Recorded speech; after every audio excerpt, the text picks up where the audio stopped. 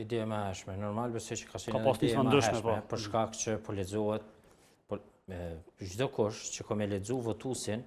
që beson një tërësi vlera që ndërlidhen me besimin, që ndërlidhet me kombin, që ndërlidhet me familjen, po jo dhe jo vetëm me këto, synon edhe ka qef me pas një projekcion politik sa më serioz, një projekcion politik sa më gjithëpërfshirës, që ka me pas mundësi për me pas një përfaqësim sa më dinjitoz, edhe në kuptimin programor, edhe në kuptimin e diskursit politik, po të njëjtin kohë nisër edhe legjislativ në kuvend ose në ekzekutiv. Për të arritur këtë synim, të cilët besoj që çdo kush ka qef për me pa njerëzit të cilët ju beson me një vend, me një listë ose me një projekt të përbashkët politik, unë besoj që zgjedhjet e shkurtit e kanë dhënë prapë këtë mesazh, e kanë fuqizuar dhe besoj që si ide dhe si nevojë më shumë si domosdoshmëri detyrimisht, besoj që duhet me pas një reflektim gjithbashëm dhe është i domosdoshëm organizimin në një projekt të vetëm politik konservator ose në një projekt serioz politik në Kosovë, që është gjithëpërfshirës kuptimin e programit, gjithëpërfshirës kuptimin e kodrave dhe me diskurs sa më të qartë politik që reflekton në mënyrë të përgjithshme nevojat e qytetarëve vendit tonë. Pra nevojat politike, ekonomike, sociale, synimet tona për një vend me mirëqenie, për një zhvillim sa më të qëndrueshëm ekonomik e për një me që në përgjithësi për një shtet jetueshëm, e për mbo këtë shtetim jetueshëm vendin tonë, besoj që njerëzit janë të dhënë mesazhe shumë të qartë. Duhet një projekt gjithëpërfshirës politik që kanë me pas mundësi me e gjetë veten shumë mirë, me dhënë kontributin për ta dhe me mbledh numër të konsiderueshëm të votave që ka me kriju mundësinë edhe përfaqësimit në kuvend, po të njëjtën kohë edhe mundësinë së dhënies kontributit. Cila ka me kon kauza për shkak se zgjedhjet që i lan pas, ishte kauza familjes. Momentalisht besoj që kjo kauzë nuk është që mundet me marrë votat, u pas parasysh është diçka në shkatje, duhet të kemi diçka të re për me bindë votuesin me ndryshue vendimin e tij për të votuar një parti tjetër. Ndoshta është herët, por përveç që është e nevojshme, domethënë unifikimi i konservatorëve fetarëve, meqense se kauza pothuajse e përgjithshme është e përbashkët me dallime të vogla,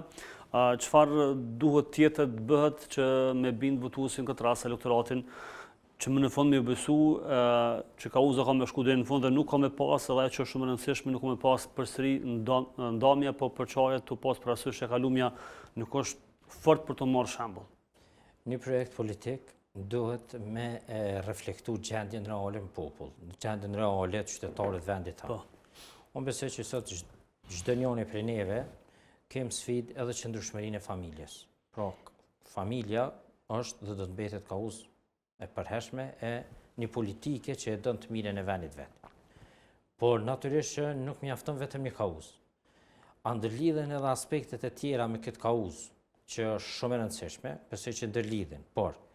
projekti politik që besoj i përfaqëson në mënyrë më dinjitetshme qytetarët e vendit tonë, reflekton nevojat që i ka vendi jonë dhe të njëjtën kohë krijon zgjidhje ose ofron alternativa dhe zgjidhje për problemet me të cilat po ballafaqohen qytetarët e vendit tonë, besoj që do ta ketë mbështetje dhe do ta gjejnë qytetarët veten mirë në kuadër të një projekti të tillë politik. Sot e ki problem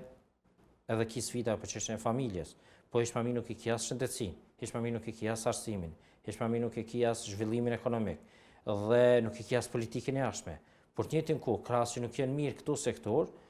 në vendin tonë është rënu pothuajse morali politik, është korrupsioni në nivele të larta. Dhe të nëse mendon për me zhvilluar një projekt politik që ka me pas sukses në gjitha këto fushat e tjera, para kushti kryesor është që me pas një moral të mirë politik, me luftu në mënyrë sistematike dhe të pa kompromis korrupsionin, me zhvillu politika që e rritin mirëqenien e qytetarëve të vendit tonë dhe krijojnë ambient sa më të mirë që qytetarët me konsideru Kosovën vend jetueshëm. Për 4 vjet mbi 100.000 qytetarë kanë emigruar prej Kosovës. Kjo i bën që një shqiptar i vendit tonë që është duke jetuar këtu, është duke menduar që Kosova është vend i pajetueshëm. Nëse emigrojnë 100.000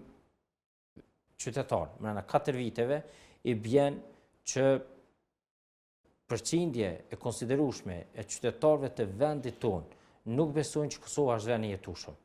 Duhet me qenë një projekt politik që njerëzit, qytetarët e vendit tonë i bindë që në Kosovë jetohet. Kosovë mund është me jetu me një qeveri që s'bën kompromise, që s'është e korruptume, që nuk i bën çau familjes, që nuk zhvillon politika për interesat të grupeve të ndryshme, dhe që çdo njeri në fundit ka me pas një mirëqenie dhe një stabilitet sa më të mirë. Nëse në Kosovë kemi pas një zhvillim të arsimit, një zhvillim shëndetësisë, një përkujdesje ndaj familjes, një zhvillim të politikave që e rritin natalitetin vendin tonë, një qëndrueshmëri dhe një rikthem të pozicionit sa më të mirë të Kosovës në arenën ndërkombëtare, atëherë besoj që çdo qytetar ka mundje krenar me vendin e vet.